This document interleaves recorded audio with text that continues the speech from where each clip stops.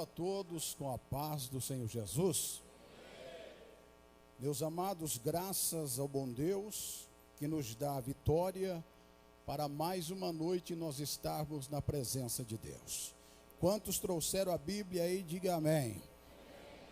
Então vamos ler primeiro livro dos Reis, capítulo de número 21.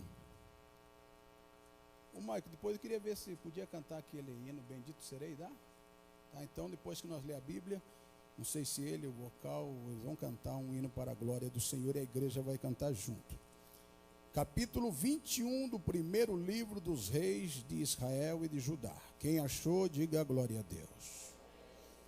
Todos já acharam? Vamos ler a partir do versículo de número 1.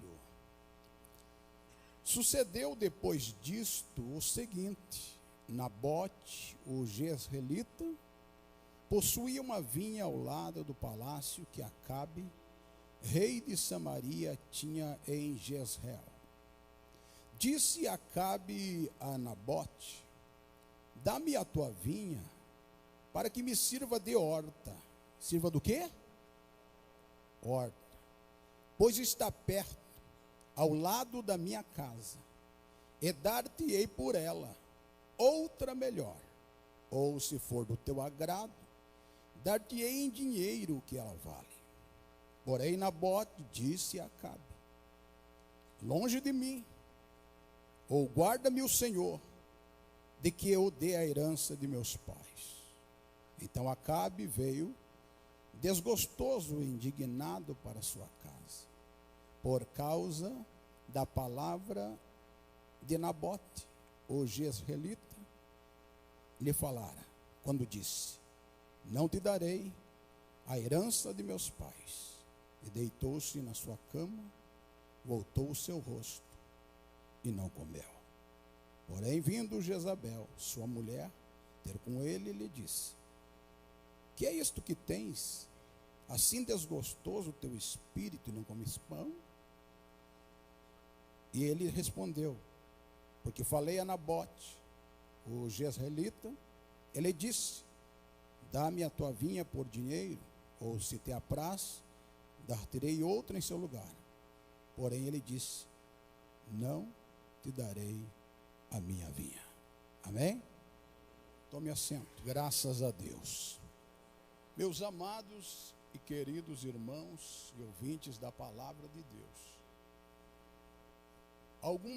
alguns personagens na Bíblia Sagrada, eles não têm tanta notoriedade, não são tão notórios, eles não são tão famosos, eles não são muito conhecidos. E no caso deste homem chamado Nabote, ele aparece só aqui. Se não fosse esses poucos versículos, nós nunca teríamos ouvido falar deste homem chamado Nabote. Um homem que traz do seu nome um significado interessante: frutífero, ou fruto. Um homem que nos ensina uma lição maravilhosa. Naquela época reinava sobre Israel um rei chamado Acabe, todo mundo conhece. Acabe era o tipo do homem que não valia grande coisa. Acabe já não valia muito e ele casou com uma tal de Jezabel que era pior que ele. Aí juntou o que não presta com o que não vale nada. Imagine uma nação ficar na mão de um homem que não vale nada e da mulher que não presta. Imagine qual era a direção que este povo tinha estando na mão desses líderes do reinado de Israel. É claro e evidente que a tendência era ir de mal a pior. E o pior que este tal de Acabe, ele dizia inimigo. Alguns inimigos, mas não era inimigo. Era simplesmente homens que falavam a verdade e ele não gostava. É o caso de Elias. É o caso de Micaías, né? E este Acabe, ele tinha o palácio dele. E do lado do palácio dele, tinha essa terrinha aí do tal do Nabote. Uma vinha, ou seja, uma plantação de uvas.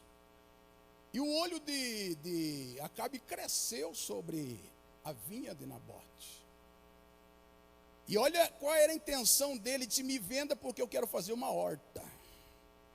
Quem tem horta em casa, levante a mão. Horta, irmão, se você tem um terreno de 500 metros, horta vai dar uns 20 metros, não é? Horta é uma coisa minúscula. Me venda essa terra que eu quero fazer uma hortinha, que para ele a terra de Nabote não valia mais que isso. Se ele dissesse: me venda porque eu quero aumentar o meu palácio, fazer uma edificação magnífica, não, eu quero só para fazer uma hortinha. Fala aí o que se quer, né? Alguns anos atrás, eles usavam uma expressão assim, quando você queria falar alguma coisa para os outros: pode falar o preço que você quer, que aqui tem café no bule. Não era isso que eles falavam? Pode falar o preço, eu tenho dinheiro, eu sou o rei. Fala aí o que você quer uma melhor do que essa, eu te dou. Ou se você quer em dinheiro, pode botar o preço que você quiser e eu entrego para você. Pensando ele, vai ser fácil de enganar esse homem, um homem simples. Mas ele não esperava a resposta que ele recebeu. Ele não imaginava o que Nabote iria dizer para ele. Disse: olha, o negócio é o seguinte, Acabe, a minha terra não está à venda, eu não dou, não empresto, não entrego e não faço negócio nenhum com ela. Eu recebi por herança do meu pai e eu não abro mão daquilo que é meu. Eu não troco, eu não faço negócio nenhum. E Acabe ficou revoltado, mas esta era a palavra de Nabote: não vendo, não dou e não empresto, é meu e vai ser meu enquanto eu viver. O que isso quer dizer nesta noite? Eu quero falar, se Deus me der graça, sobre não negociar princípios da nossa vida cristã. Não negociar princípios da nossa vida cristã. O cristianismo da atualidade, há quem se gabe. Esses tempos eu estava ouvindo, época de política, que alguém dissera que o Brasil tem cerca de 40 e tantos milhões de crentes evangélicos. Mas o tipo de evangélicos que tem no Brasil, se for ver a verdade, a maioria não pode se enquadrar com a palavra cristão, porque são homens e mulheres que negociam os princípios a troco de qualquer coisa e de qualquer bagatela. São crentes do tipo, um dia eu estava ouvindo uma atriz, não vou falar o nome porque é fora de ética, mas uma atriz que rebolava, você já sabe quem que é? Ela se converteu. Daí o repórter foi e disse: dona, a senhora é crente agora? Graças a Deus. Mas a senhora continua dançando seminua, rebolando assim, e é crente? Ela disse: a minha profissão não tem nada a ver com a minha fé. Então, se for assim, daqui uns dias nós poderemos ser traficantes e ser crente. Se for assim, daqui uns dias as mulheres podem ser prostituta e à noite ser crente. O camarada pode ser o que for e à noite não. A minha profissão não tem nada com a minha fé. Irmão, quem serve a Deus, ele procura agradar a Deus em todos os sentidos. Quem serve a Deus não negocia a sua fé. Ele não abre mão, ele faz como até os mártires do Coliseu, da igreja primitiva. Eles preferem morrer do que abrir mão da sua fé em Cristo Jesus. Eles preferem a morte do que negar o nome do Todo-Poderoso. Mas a igreja do século 21, não todos, é claro, mas uma grande parte tem trocado e se vendido e ser seduzido pelo mundo. A ponto de nós ver dentro das igrejas festa junina cristã. Um dia eu estava indo pregar lá na fazenda de Rio Grande, eu estava de ônibus e parei no terminal da fazenda, esperando o irmão que vinha me buscar lá, e do lado lá do terminal tinha um arraial, e de repente o camarada anunciou: agora venha tomar o crentão, ó, não é quentão, é o crentão. Eu disse, meu Deus, aonde que nós vamos parar? Qual é o fim desse povo que está tão misturado, se vender a Satanás, vendendo os seus princípios, entregando tudo de bandeja? Mas eu espero que aqui neste lugar, nesta noite, tenha crentes como Nabote. Eu morro, mas morro servindo a Deus e não abro mão da minha fé. Porque o diabo, ele quer negociar os princípios cristãos. Ele quer fazer com que eu negocie a minha fé. Lembra quando Deus enviou Moisés para tirar o povo do Egito? Depois de muitas pragas, agora Faraó começa a tentar negociar com Moisés. Moisés disse, olha, eu quero que você liberte o povo para ele sair do Egito para sacrificar a Deus. A primeira proposta que Faraó deu a Moisés, disse, não, para que sair daqui? Sirva a Deus e sacrifique a Deus aqui dentro do Egito mesmo.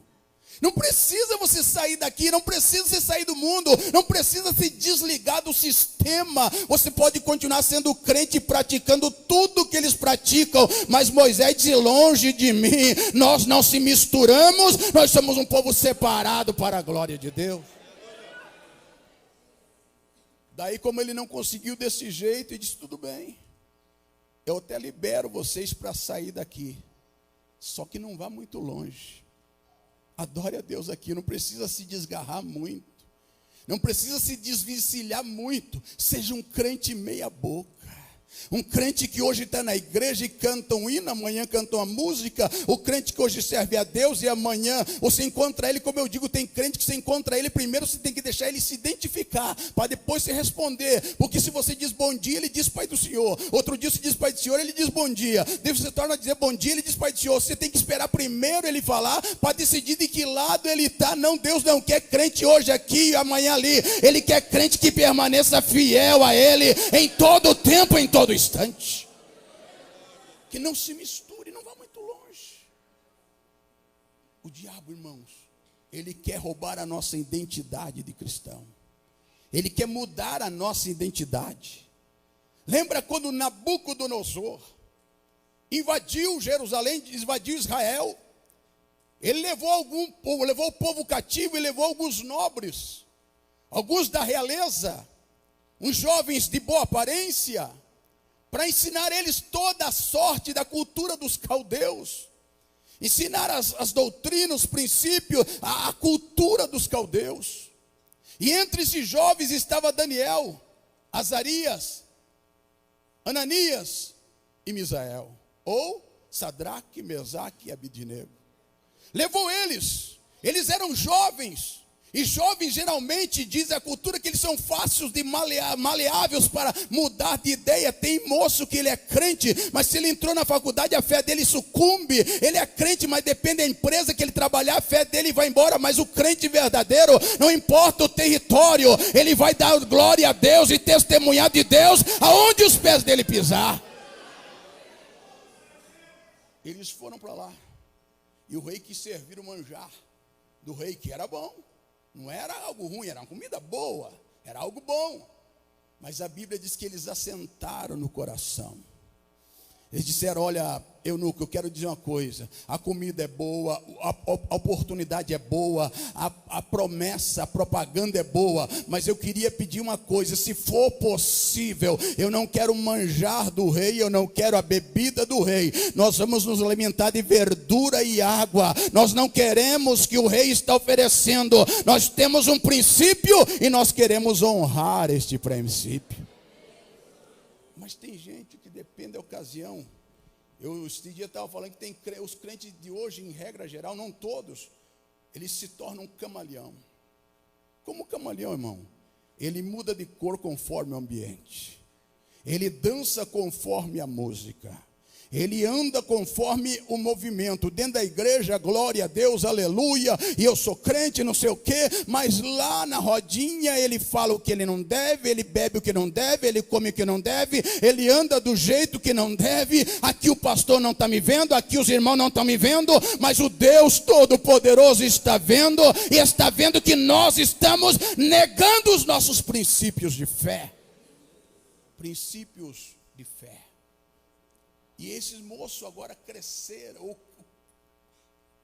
começaram a morar naquele ambiente inóspito, um ambiente idólatra, um ambiente difícil, um ambiente complicado. Chegou uma época que o rei Nabucodonosor, no campo de Dura, resolveu criar uma estátua de 60 côvados, cerca de 27 metros de altura. Ele promulgou uma lei dizendo: olha, na inauguração da minha estátua, nós vamos reverenciá-la. E assim que tocar toda sorte de aparelho musical, instrumento musical, todos devem se dobrar e ajoelhar diante da estátua que eu, Nabucodonosor, edifiquei.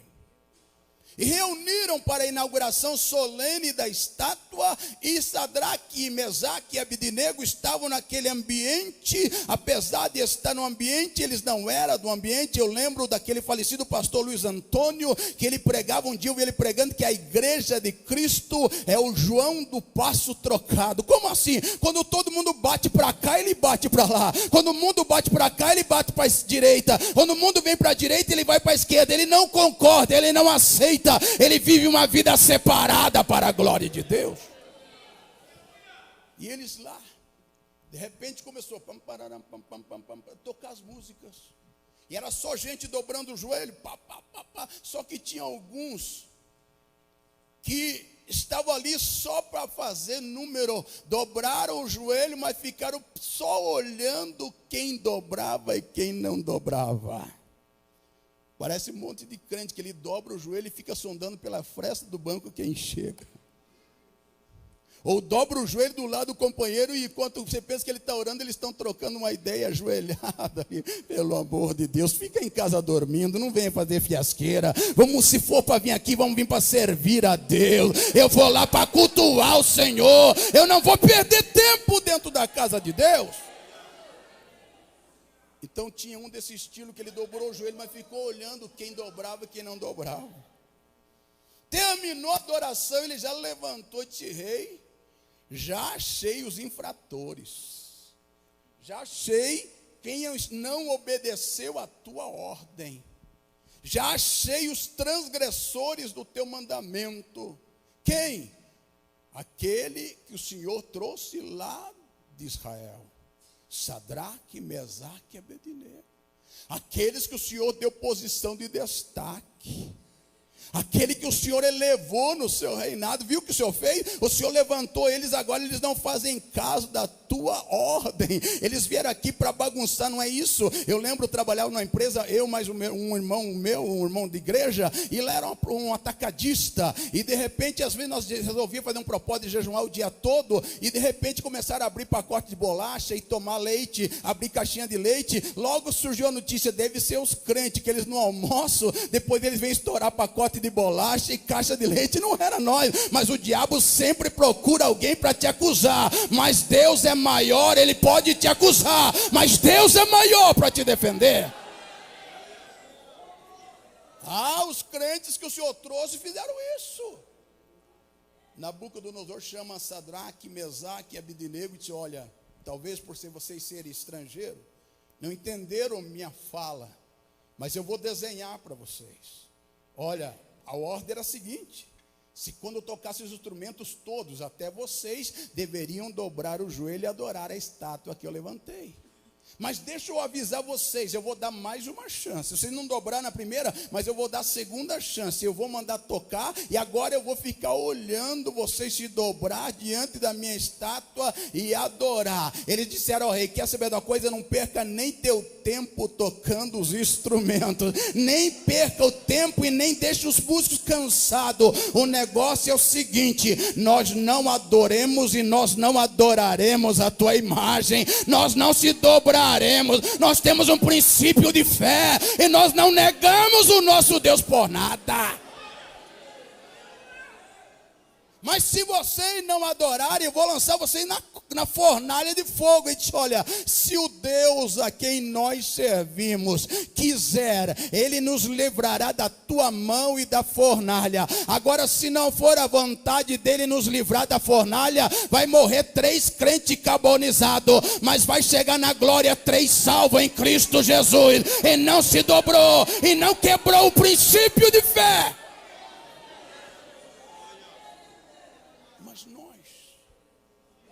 Se trocamos tão fácil. Hoje o cristianismo está tão frágil que não dando um aperto de mão para o irmão, ele já se desvia. Se não deu oportunidade para ele porque ele ensaiou e não cantou, ele já fica bravo e não vem mais para a igreja. Eles se negam por qualquer coisa, nem precisa uma prova grave, qualquer coisinha é motivo de você encontrar ele aí. Hoje ele está na igreja, amanhã você já encontra ele tudo estrambelhado e diz o que aconteceu. Não, o pastor, o líder, não sei o que. Não, isso não é cristianismo, não. Cristianismo é aquele que não abre mão da sua fé. Ele é perseguido, é caluniado, mas ele continua na presença de Deus. Mas, irmão, é que você não é jovem. Se você fosse jovem, você ia ver o que é difícil servir a Deus. Concordo. Jovem servir a Deus não é fácil, mas não é fácil para ninguém. Não é só para jovem. Para ninguém. José tinha quantos? 17 anos. 17 anos. E já temia a Deus. E por causa dele temer a Deus e por causa dos sonhos que Deus lhe dera, ele foi vendido pelos seus irmãos e foi parar lá no Egito. Os ismaelitas compraram ele dos seus irmãos e levaram ele para o Egito. E agora José foi levado para a feira de escravos. E agora José está lá na feira de escravos sem roupa, só com as roupas de baixo. Por quê? Porque na feira de escravo ele ficava sem roupa para ver se ele tinha impinge, mancha, micose, lepra ou qualquer doença de pele. Os egípcios eram extremamente zelosos pela higiene pessoal. Tanto é que eles raspavam a cabeça para não pegar piolho. Então era necessário que o escravo ficasse despido para ser avaliado pelo comprador. Agora imagine um moço crente, temente a Deus, ficando naquela situação seminu, a vergonha que ele passou. Mas irmão, tem crente que vai de sunga para a praia e de biquíni. Não, isso não é crente, pelo amor de Deus. Isso não é crente. Crente tem vergonha e tem pudor na sua alma. Esse negócio de que é crente vai de sunga para a praia, para com isso. Isso não é crente. Crente tem pudor, ele tem temor de Deus, e ele sabe que o corpo dele não é vitrine, é templo do Espírito Santo, e ele honra. José fica lá, Potifar compra ele e leva ele para sua casa. E ele fica lá servindo na casa de Potifar. Ele serve na casa de Potifar. E a Bíblia diz que desde o dia em que ele entrou lá, por amor de José, Deus prosperou a casa de Potifar.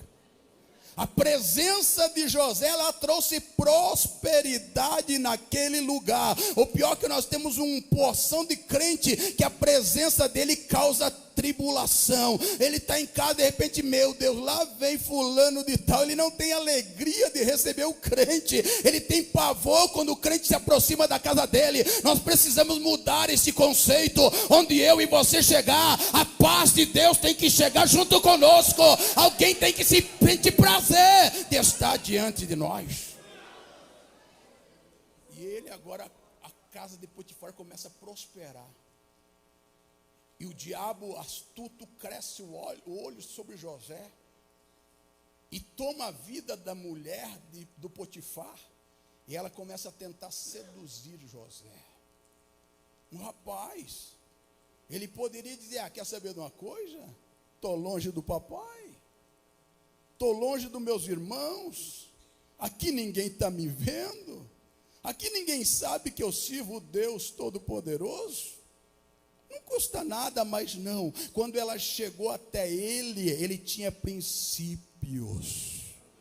Quando a mulher de Potifar insistiu: José, deita comigo. Ele disse: mulher, pensa bem, o teu senhor, o teu marido me constituiu aqui, eu comando toda a casa, ele não sabe de nada, mas aqui nesta casa ele é maior do que eu. E tem um detalhe, ele me disse para mim: tudo que tem aqui se comanda, só não chegue perto da minha mulher, e de longe de mim atentar na tua vida, pecar contra o meu patrão e também contra o Deus Todo-Poderoso.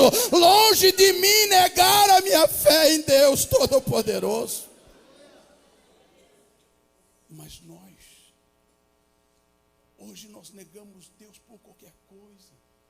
Quebramos princípio, quebramos regra, quebramos protocolo. Nós sabemos o que devemos fazer, mas nós ficamos questionando. É que nem Balaão, nós somos às vezes como Balaão. Como Balaão, irmão? O Senhor disse: olha, vai vir aí, aliás, Balaque foi na casa de Balaão e disse: eu quero que você amaldiçoe o povo de Deus. Daí Balaão disse: espera aí que eu vou falar com Deus. Irmão, já era na cara que Deus não estava no negócio. Mas ele foi orar: Senhor, está aqui Balaque, ele mandou prêmio, ele mandou presente, ele quer que eu vá e amaldiçoe o teu povo. O que o Senhor diz? O Senhor diz: claro que eu digo que você não vá, não quebre esse princípio, isso não funciona. Ele levantou de manhã e disse: olha, o negócio é o seguinte, Deus não me permitiu, os homens foram embora, passou um dia, veio homens mais honrados, chegaram e disseram: nós viemos fazer uma nova proposta para você, você vai amaldiçoar Israel. Ele disse: espera aí que eu vou orar de novo. Irmão, já tinha orado, Deus tinha dito que não. Por que está insistindo, querer que Deus diga sim? Às vezes nós somos assim, queremos quebrar um princípio e ficamos insistindo, procurando alguém que dê uma palavra favorável para mim cometer o erro. Mas nesta noite Deus diz: não quebre o princípio, eu tenho ensinado a você através da minha palavra. Porque Deus é assim. Ele não quer que eu e você quebre o princípio. Mas se eu começar a teimar, Ele deixa eu quebrar o princípio e depois eu quebrar a minha cara. Observe que a segunda vez ele orou, Deus disse: já que você quer ir, eu vou te deixar. Vá, mas fale o que eu vou fazer. Fale o que eu te mandar. E se você ler na Bíblia, vai dizer que a partir daquele momento, Deus se tornou adversário de Balaão naquela caminhada. Longe de mim, Deus ser o meu adversário. Eu quero que Ele seja o meu ajudador. Por isso, quer que Deus te ajude? Não quebre princípios da tua fé. E Deus terá prazer em honrar você aonde os teus pés pisarem. José, ele prosperou naquele ambiente difícil. Deus... Lembra que Jesus disse: Pai, não os peço que tire do mundo, mas que os livre do maligno. Se for, irmão, eu sempre digo, Deus, Ele quer que o homem respeite os princípios por Ele estabelecido. Quando Deus colocou Adão e Eva no jardim do Éden, Ele chegou e fez uma caminhada com Adão.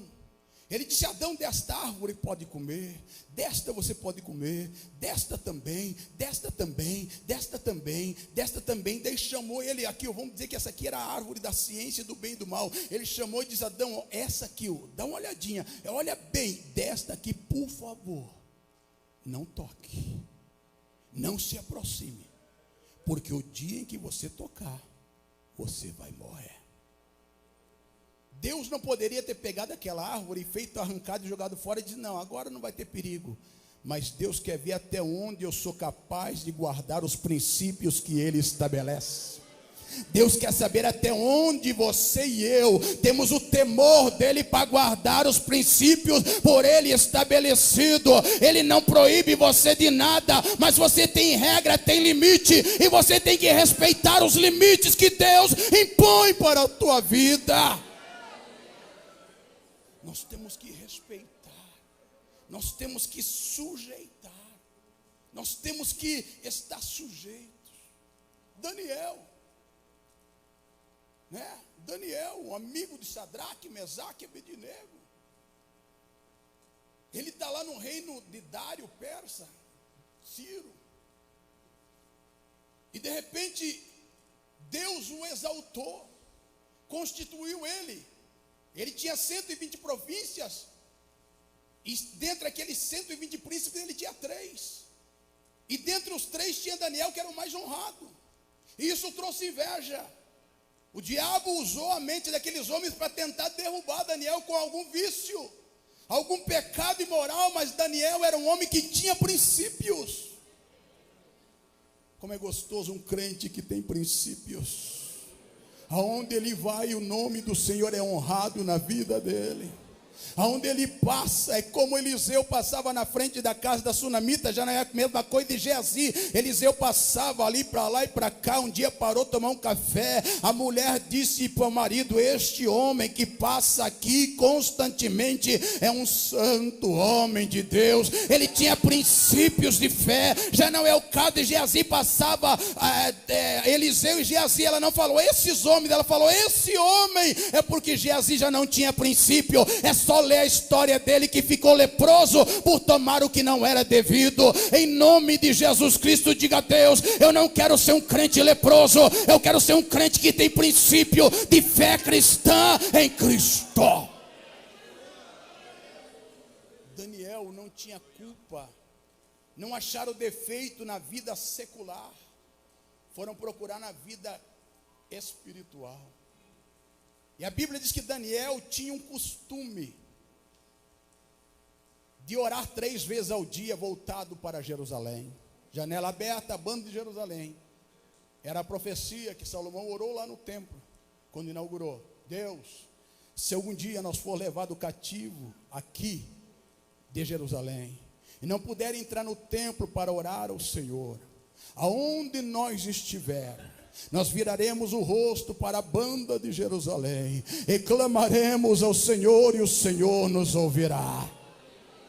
Crente que tem princípio, ele conhece Bíblia. Crente que tem princípio, ele examina a palavra de Deus.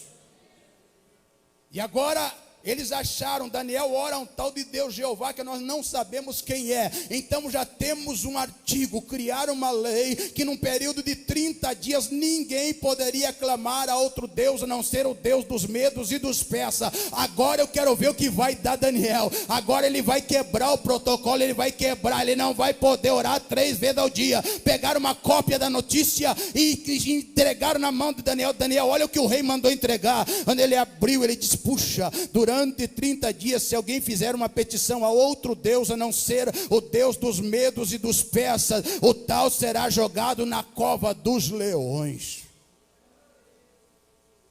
Se fosse eu ia orar até, mas eu ia fechar a janela, apagar a luz, dobrar o joelho embaixo da cama e orar quietinho, né, pastor Osmar? Não, eu vou orar. Deus, o senhor entende a situação, o senhor está vendo que é ficar. Não.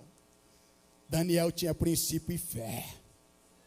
Pegou o papel, foi lá, abriu a janela, colocou o papel lá, disse: Senhor, eu estou aqui, eu não vou quebrar o princípio de orar, não. Eu não vou quebrar essa regra, eu vou orar. Se for para ir para a cova do leão, morro devorado, mas o teu nome vai ser glorificado na minha vida. Eu não vou abrir mão desse princípio meu.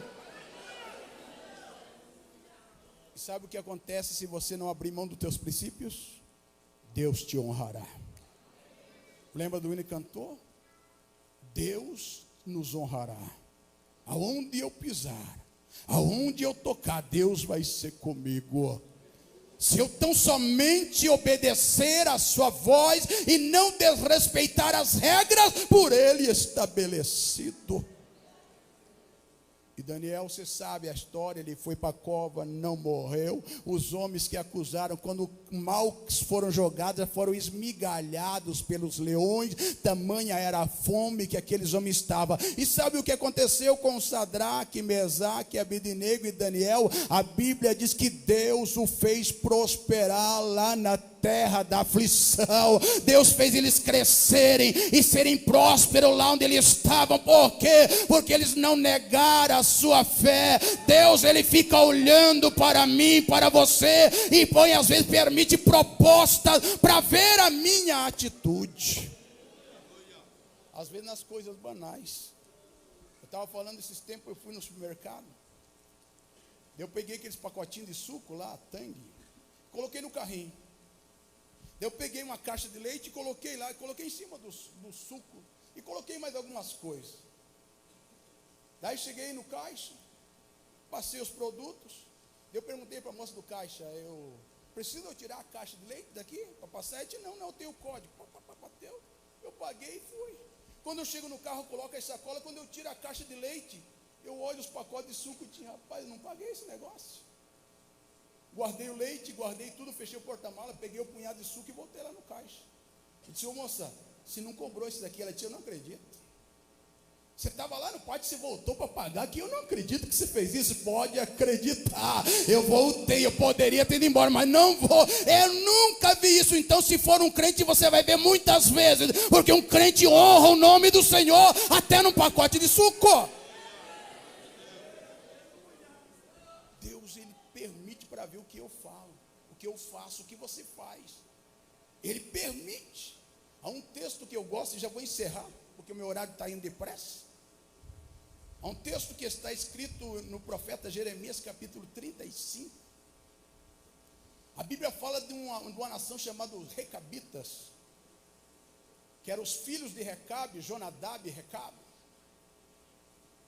E um dia o Senhor pegou o profeta Jeremias, e disse, vai à casa de Deus e chama os Recabitas. E ele foi e chamou os Recabitas num cômodo da casa de Deus, numa das câmaras. E o Senhor disse a Jeremias, enche taças de vinho, e dê para eles beber. Olha a situação, era na casa de Deus, e quem estava falando era o profeta Jeremias. Seria, vamos ser sinceros, seria mesmo que o nosso pastor chamasse nós ali na cantina, enchesse taça de vinho e disse, pode beber. Nós ia dizer, se o pastor está mandando, né? Não dá nada. Mas eles disseram, quando o profeta disse, bebe vinho aqui, pode beber, ele disse, profeta, me perdoe, mas nós obedecemos o nosso pai Recabe. E ele nos ensinou que nós não devíamos beber vinho e nada que fosse alcoólico. O Senhor é profeta, aqui é a casa de Deus, mas esse princípio nós não iremos quebrar. Nós vamos honrar o nosso Pai. Nós vamos honrar nesta noite. Deus pergunta, eu sou o vosso Pai, então me honre aí fora, me honre aonde você passa, dê testemunho da onde você vai, que se você é o meu filho. O Senhor pergunta nesta noite, você me honra? Nós o honramos? Bebe aí, não, longe de nós quebrar isso. Era o caso de Nabote, venda de rapaz, não posso, a proposta é boa, mas não dá. Mas rapaz, eu te dou o valor que você quiser. Princípios morais não tem preço. Princípios cristãos não tem preço, é impagável. Lembra o que Jesus disse, guarda o que tu tens, para que ninguém tome a tua coroa. Guarde os princípios da tua fé, para que ninguém tome aquilo que Deus tem te dado. Vamos guardar, não vamos abrir mão, não vamos trocar por nada. Não se troca, não se vende, não se empresta. nem que seja necessário pagar o preço. Foi o caso de Nabote. O infeliz do Acabe chegou em casa e ficou com aquela cara de cachorro sem dono. A chefe chegou, olhou ele e disse: "Ih, rapaz, se ajeita." Ela era mais homem que ele. O que aconteceu, homem? Nabote. O que tem, Nabote? Tentei negociar a vinha dele. Não quis. Diz que não vende, não empresta, não dá, não quer outra, não quer dinheiro, não quer nada. Rapaz, mas você não é rei. Se ajeita que eu vou dar um jeito. Ele levantou testemunhas falsas. Acusaram Nabote. Ele morreu, mas não abriu mão da sua fé. Não trocou a herança do Senhor. Eu fico imaginando, irmão, se Urias, lembra de Urias? Quem que é Urias, irmão? O soldado de Davi casado com Batseba. Eu fico imaginando se Urias não fosse um homem de princípio e a encrenca que ia dar. O rei escreve uma carta, e na carta está a sentença de morte de Urias. Urias tinha tanto princípio que ele deu uma lapada até no rei. O rei, quando soube que a mulher dele estava grávida dele, o rei Davi, chamou Urias da batalha e disse: vai lá e deita com a tua mulher, para encobrir o pecado. Urias falou com o rei, em vez de ir para lá, ficou no acampamento, no alojamento. Chegou um dedo duro e disse: "Olha, rei, Urias não desceu para a casa dele. Ai, eu preciso fazer ele ir lá. Ele deitar com a mulher dele para me tampar o sol com a peneira. Ela está grávida." Outro dia chamou Urias para um banquete e tacou vinho. Urias fez ele beber. Daí disse: "Urias, agora vai para a tua casa." Ele saiu e voltou a dormir junto dos guardas. Outro dia disseram: "O rei, a coisa está feia." Urias não foi dormir na casa dele. Daí o rei disse: "Urias, por que você não foi dormir lá na tua casa com a tua esposa, a tua família?" "De longe de mim. Os meus irmãos estão na batalha. A arca de Deus está na batalha. Da onde eu teria coragem de deitar com a minha mulher, enquanto os meus irmãos estão dando a vida em cal e na prol do evangelho de Cristo? Não posso." Princípio, irmão. O rei então escreve a sentença: coloque Urias na frente da batalha para que ele morra. Colocou envelope, entregou na mão de Urias. Você imagina se Urias não tivesse princípio de: "Eu vou dar uma abertura na carta para ver o que o rei está mandando."